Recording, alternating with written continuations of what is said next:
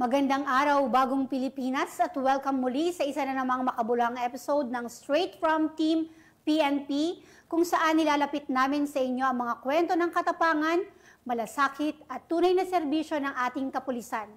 Ako po ang inyong tagapagnay, Police Captain Cherry Vicente. Samahan nyo kami sa isa na namang edisyon ng ating programang Straight from Team PNP Facebook Live dito sa Police News Network. Sa ngalan po ng pamunuan ng Philippine National Police, sa pamumuno ni Acting Chief PNP Police Lieutenant General Jose Melencio Nartates Jr. at sa liderato ng ating Pangulong Ferdinand Bongbong Marcos Jr. at sa Direktor ng Police Community Relations, Police Major General Roderick Augustus Alba, at sa Direktor ng Police Community Affairs and Development Group, Police Brigadier General Marvin Joe Saro, Sir. Muli, magandang araw po sa ating lahat. Ngayong araw ating kilalanin ang isa na namang natatanging member ng PNP na ginawaran ng prestihiyosong 2025 Metrobank Foundation Outstanding Filipino Police Award. Siya ay hindi lamang isang police officer, kundi isang atleta, environmental advocate, at community builder. Wow! Bigatin din ang ating guest ngayon. Mula sa PSPG, isang opisyal na higit sa isang dekada nang naglilingkod sa ating bayan, ang ating panauhin ngayong araw walang iba kundi si Police Master Sergeant Ivan A. Velasco. Chief, good morning po. Welcome po sa ating Straight from Team PNP Facebook Live. Una sa lahat, Chief, congratulations po sa inyong parangal from Metrobank. Maaari muna po tayong bumati sa ating mga tagapanood. Yes, ma'am. Unang-unang po ay binabati ko po yung aking mga kababayan sa Calasiao, Pangasinan. Wow, taga-Pangasinan Masantos siya, Kabuasan at Sikayo namin. At pangalawa po yung akin pong mga naging kasamahan sa First Laguna Provincial Mobile Force Company sa Laguna at sa Regional Personnel and Records Management ng Police Regional Office 4A. At lastly po, yung aking mga kasama sa aking present unit na Police Security and Protection Group. Magandang umaga po sa ating lahat. Yes, good morning po sa lahat. Mapapansin po natin yung Metrobank awardees natin from the north talaga. Yes, Sir awards from the north also, then sa Pangasinan naman kayo. Yes, ma'am. Pero ang nirepresent ko po for this prestigious award is yung ating pong Manila. A project. Kasi ang PSPG po ay nandito po ako ngayon sa Manila. Sa Metro Manila. Yes, pero you hail from Pangasinan. Pangasinan po. Wow, talaga, ang mga taga-norte natin ay maraming initiatives po. Sir, pwede po ba natin ikwento kung ano yung naging pakiramdam natin nung napili po tayo as one of the awardee ng Metrobank? Unang-una, ma'am, napakasaya kasi 3 beses din ako nag-apply sa Metrobank Awards. And finally, this 2025, nakuha ko na rin po itong award na ito. At the same time po, medyo may halong kaba. Kasi parang kami na yung nagsiset ng standard sa PNP natin, sa tapat at maayos na serbisyo para sa ating mga kababayan. So, nandun ang pressure kasi awardee ka na, dapat consistent yun. Lahat ng gagawin mo, parang nagsiset ng standard para sa PNP natin. So, parang nakakakaba kung magkakamali ka or mako-caution ka kasi you are the epitome of good modeling ng police natin. Yes, ma'am. Parang naging model po kami. Opo, di ba? Sir, ano naman po yung mga projects natin na napansin ng Metrobank? Ano po yung mga programa ninyo na nagdala sa award na ito? Actually, mama, ang sinubmit ko pong mga programs or innovations is 2 po. Isa po sa service and isa po sa community. Yes. Yung sa service po is yung tinatawag naming Oplan TLS or yung Train, Learn, and Share. Ang concept po ng programang ito is nag-start po itong program na to 2019. Napapansin po namin na limited lang yung slots na provide para makapagpa-train ng personnel like yung PNP SWAT. Yes. although gusto naming ipadala like 30 personnel na makapag-train ng SWAT para ma-equip yung aming unit, minsan 2, 3 lang yung na-provide namin or na ipapadala. Ang ginawa po namin doon sa programa na Oplan TLS is magpapadala po kami ng personnel na matitrain like 2, 3 hanggang 5, ganyan. Then pagbalik po nila, Sila naman mag-train. ire-re-echo po nila doon sa mga personnel namin na hindi na-train. Para nang sa gayon is parang na-train na rin po sila. Yes, bali sila naman ang mentoring. Opo, parang sila yung, mentoring. Sila yung teacher inside the the unit, Yes, diba? ma'am. Para maging makapagdagdag doon sa operational capability at operational readiness ng aming unit. Yes. Though hindi accredited din ba yung pagtitrain nila sa Oplan TLS? Yes, ma'am. Pag nag-train sila, may certificate din sila? Or you are just preparing your personnel po para in case na ma-deploy sila, alam na nila? Yes, ma'am. Parang more on preparing po yung personnel natin para in case ng mga incidents, iisa po yung galaw natin Totoo. sa Standard response ng ating unit. Yun, para hindi na at once na nagkaroon na ng problem, doon pa lang, ay anong gagawin natin dito? Yes, so, ma'am. before ma-deploy sila, since meron ng re-echo ng training, Yes, ma'am. yun na yung magagamit. So, magandang project na napakita natin sa Metrobank kasi at the same time, low cost siya. Hindi mo siya kailangan provide ng malaking budget. Or kasi resources, ma'am. yung nagpapatrain or yung nagtitrain inside the unit na. So, hindi na tayo kukuha ng guest lecturer. Yes. So, kasama na natin sa unit. So, magandang po yun na pagpapasa ng knowledge sa ating mga kasamahan sa trabaho. Yung isang programa po. Then, yung isa naman po na sinubmit ko, yung Oplan Green Planet. So, bali po, ito po yung evolution ng ating Oplan Verde na programa ng Laguna Provincial Office. So, ang ginawa po namin is parang nahati po ito sa 2 concept. Yung una po is yung enhanced monitoring at yung anti-illegal logging campaign. Then yung pangalawa po is more on restorative side. Yes. Kumbaga, dito nangyayari yung tree planting at cleanup drives.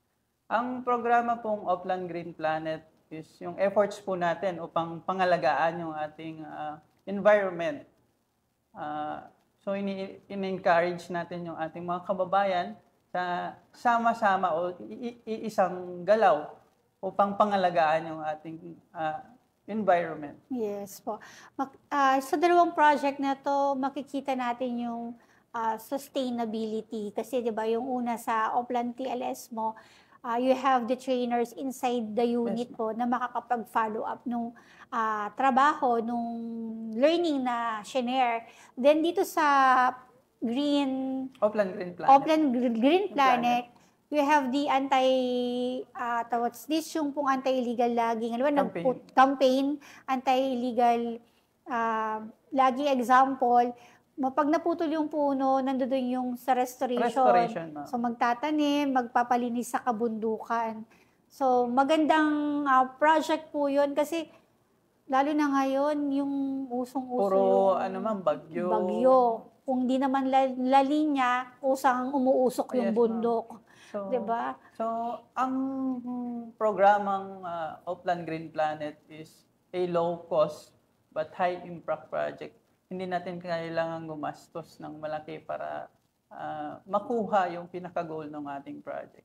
Isa pa po sa pinakamaganda dito sa programang ito is yung support ng ating mga community at yung support ng ating mga stakeholders. Yes. So, Ivan, yung nabanggit mo kanina, low cost siya.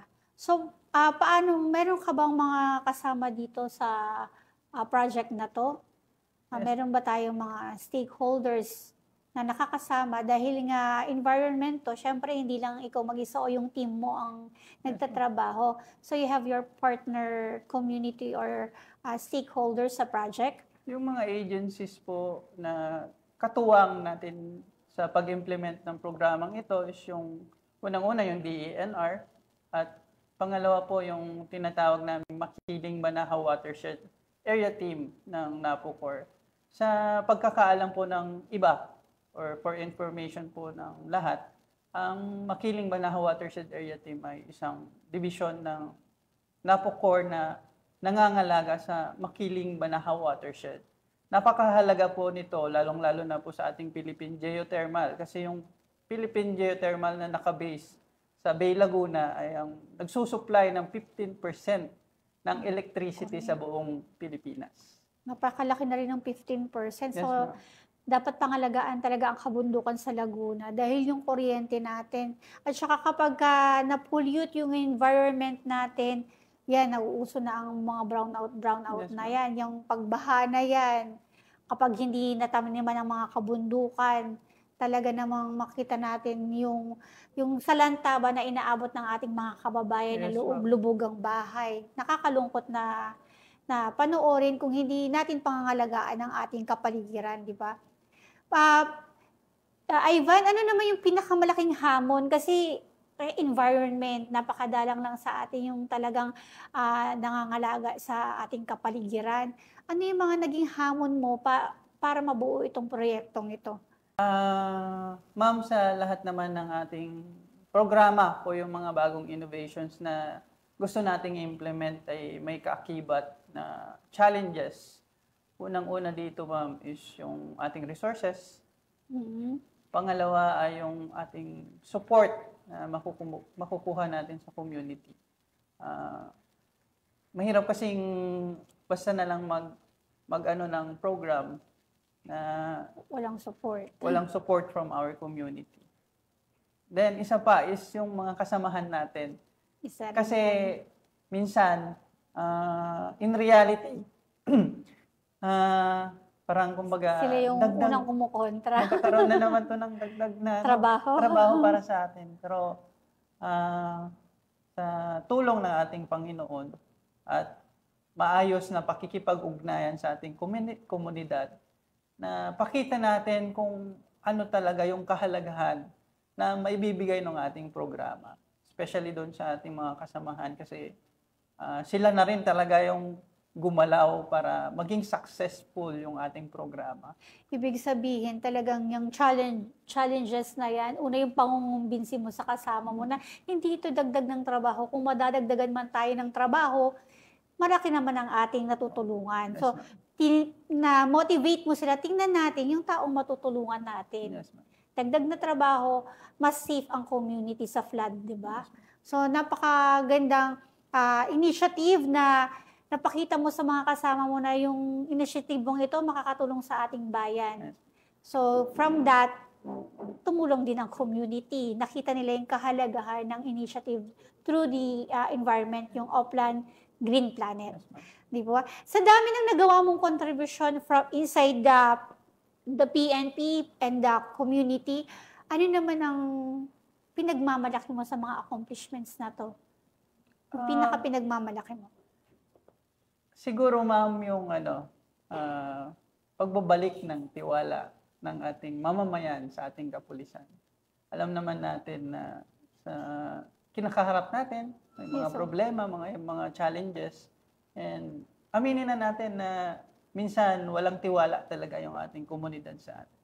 Pero sa ating pagpupursigi na maipakita sa kanila kung ano talaga yung kahalagahan at tunay na serbisyo para sa ating mga kababayan, talagang sila na po yung nag-support doon sa ating mga programa. At Yes. kita mo naman sa kanila kung gaano sila kasaya na yung ating kapulisan, especially yung ating First Laguna Provincial Mobile Force Company, ay nandyan lagi at handang tumulong para sa kanila. Yes. So nakita ng mga proyekto mo, yun yung pinakamagandang resulta na mobilize mo yung community at yung perception ba ng tao sa kapulisan na bago Yes, ma'am. because of your initiatives, is lalong-lalo din yung sa Oplan Green Planet. Kasi nandiyan yung mga pang-environment, pag-i-implement ang batas para mapangalagaan ang ating Kalikasan. kalikasan.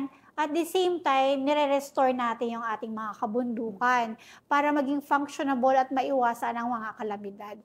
Sir, tunay na nakaka-inspired po ang iyong ginawa. talaga naman pong, lalong-lalo na sa part ng Laguna, nakita po yung initiative at patuloy pong sinusuportahan. Ibig sabihin, yung sustainability niya kahit hindi na kayo sa Laguna RMFB, nandito na kayo sa PSPG, tuloy-tuloy pa rin po yung inyong proyekto. Nais ko rin pong ipabatid na hindi lang po ako yung nagtrabaho dito sa mga innovations or mga projects na ito. Kumbaga, tulong-tulong po kami kasi para sa akin, hindi po magiging successful ang isang programa kung hindi tayo magtutulungan. Ang pagtutulungan po namin, ako at ng aking mga kasamahan sa First Laguna Provincial Mobile Force Company, ay isang patunay na kung magtatrabaho tayo ng iisa ay magiging successful yung mga gagawin po natin. Yes. Laguna PMMC pala si Ivan. So sa lahat ng kasamahan niya, sa Laguna PMFC, saludo po kami sa inyo at napakaganda ng inyong initiative po tungkol sa ating kapatiran.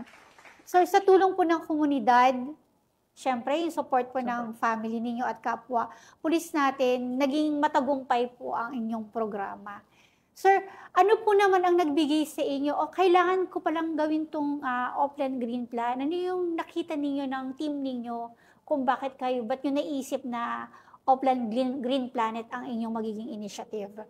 To give a short history, ma'am, na-assign ako sa Laguna Province noong 2013 after my BRC. Doon pa lang, ma'am, nakita ko na yung problema ng illegal logging noong 2013 sa Laguna. From there, kasi mga baguhan kami, more on deployments lang muna kami. Kami yung nasa field na nagpapatrol. So nakikita namin yung sitwasyon doon sa lugar. Ngayon, nung na-reassign na ako sa headquarters namin, tapos yung pinakamahalaga, ma'am, is yung suporta ng ating mga senior officers, ating mga former mentors na naging force commanders ng aming unit. Nabuo sa isipan namin na hindi pwedeng nagko-comply lang kami sa mga bumababang compliances sa unit natin. So, naging proactive kayo. Yes, ma'am. Kailangan din natin mag-isip ng mga makabago na programa or innovations na kailangang makatulong para hindi lang doon sa unit natin, pero mostly doon sa komunidad na pinagsiserbisyuhan natin. So, doon po nabuo yung concept ng Oplan Green Planet. Since kami sa First Laguna Provincial Mobile Force Company, ang primary namin na trabaho is yung mga anti-insurgency. Pag kami po ay nasa mga field, nagpapatrol, nakikita namin yung problema sa mga kabundukan.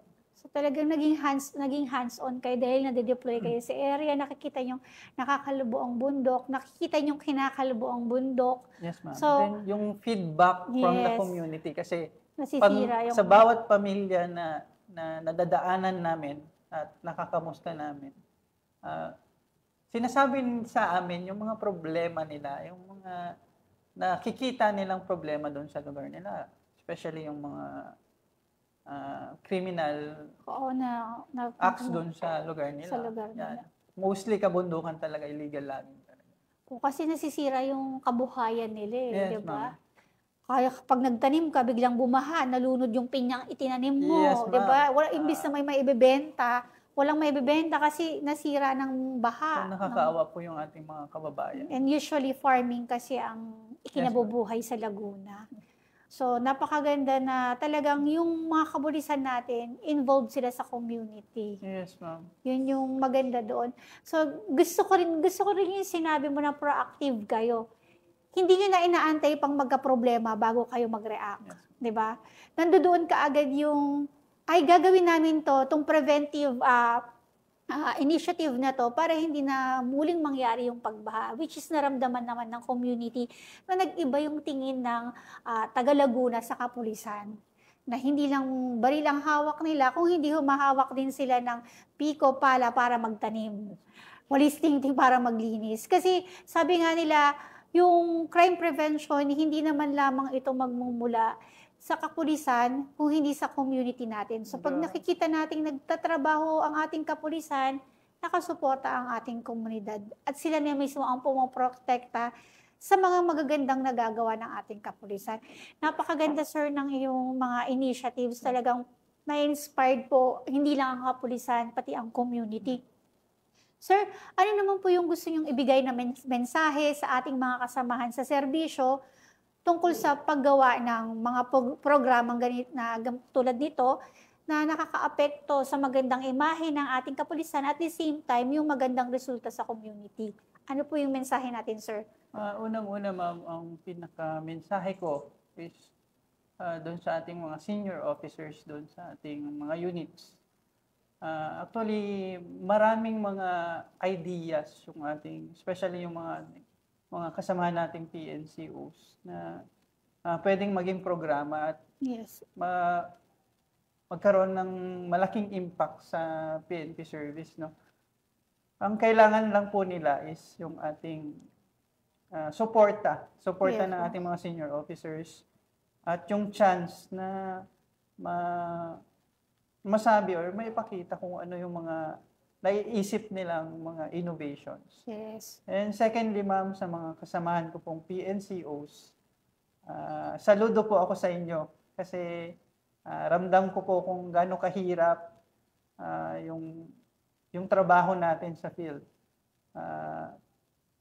Gawin lang po natin kung ano yung tama. Sundin po natin ang payo ng ating mga mentors, ng ating mga senior officers. At higit sa lahat, huwag po natin kalimutan yung ating Panginoon na siyang may likha ng lahat.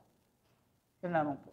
Napakaganda po at napaka-inspiring po ng message po natin from our seniors down to sa mga kasama natin. Talagang importante talaga yung suporta ng bawat isa Yes, at higit ma'am. sa lahat yung guidance ni Lord. Ano po? Sir, ano naman po yung gusto yung ibigay na mensahe sa ating mga kabataan na lalong-lalo na yung mga ibang kabataan natin ngayon mataas ang tingin sa kapulisan dahil pinapangarap nilang maging isang pulis. Ano po ang inyong magiging mensahe para sa kanila para sundan ang inyong yapak? Nakakatuwa, ma'am, kasi may isa pa akong accomplishment na na-submit sa Metrobank Awards na talagang na-inspire din sila doon sa impact. Ito yung Oplan Handog gamit para sa pagbabalik eskwela. Ito Yes, po yung efforts na kung saan nanalo po ako ng Police Magiting, Pilipinong Magiting Award. Oo. Yung efforts na po ito is during the pandemic is may isang family na lumapit sa amin sa camp pumunta. Nanghihingi sila ng tulong kasi at that time, new normal, magkakaroon ng online class. Kailangan ng cellphone nung anak niya. Estudyante. Walang-wala po sila kasi alam naman po natin during lockdown, wala pong trabaho. Totoo. Then, there's the time na magkakaroon ng online class. Walang magamit yung bata. So, tumulong naman po yung ating mga kasamahan. Pero, unfortunately, kulang pa rin po yung Nagbigay sila ng cellphone. So, ang ginawa ko po is, hindi na ako nagdalawang isip. Ako po yung nagpuno at bumili ng cellphone para doon. Wow, totoo. Literal talagang nagpamigay kayo ng cellphone. Cellphone, ma'am. Actually, ma'am, napakalit na gesture nun, pero sa mata ng bata at ng pamilya.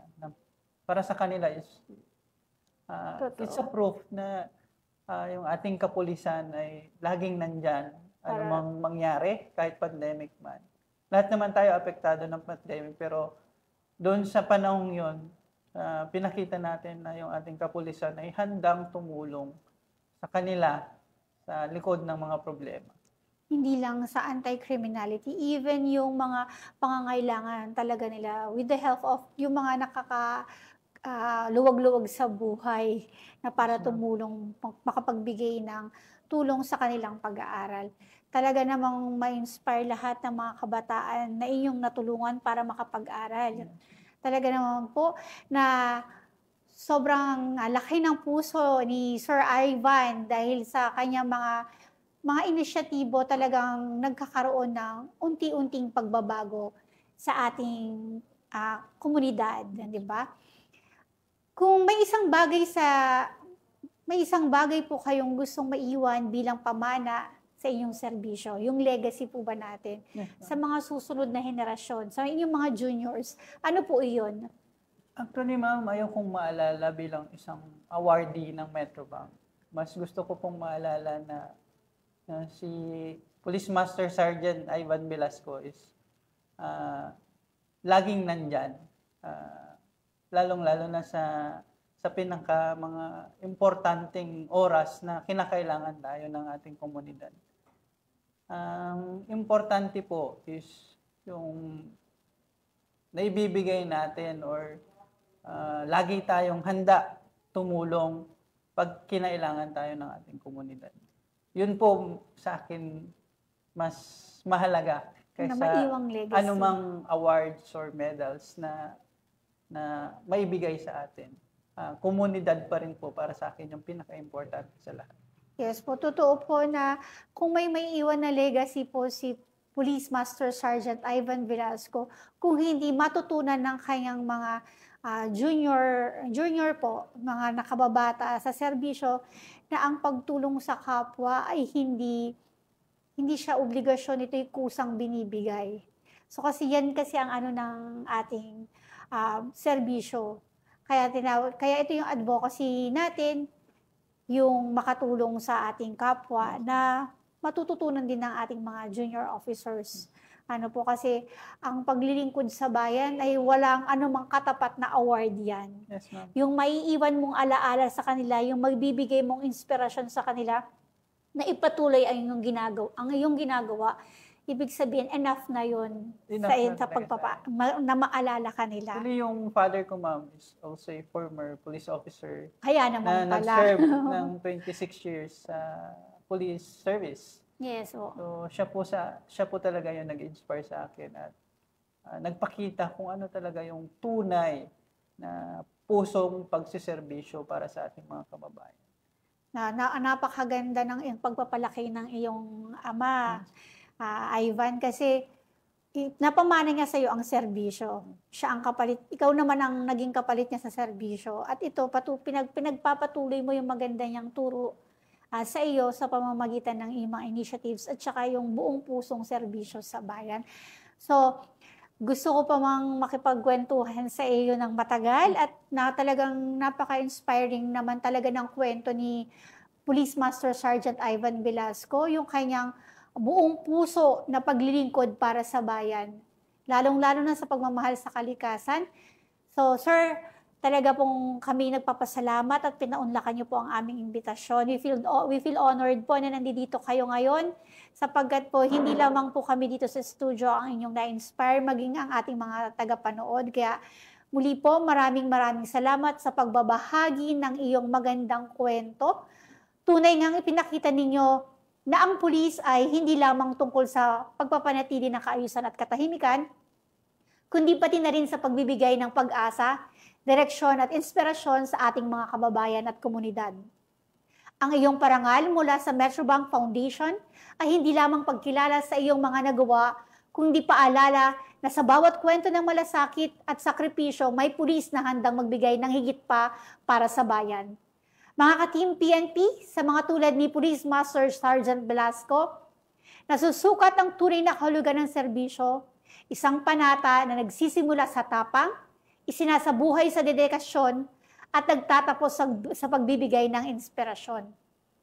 Mula sa tanggapan ng tagapag-ugnay ng Pambansang Pulisya, ako po si Police Captain Cherry Vicente. Magkita-kita po tayong muli sa susunod na episode kung saan tuloy nating ilalapit sa inyo ang mga kwento ng malasakit, serbisyo at kabayanihan ng ating pulis. At muli po, ito ang Straight from Team PNP Facebook Live.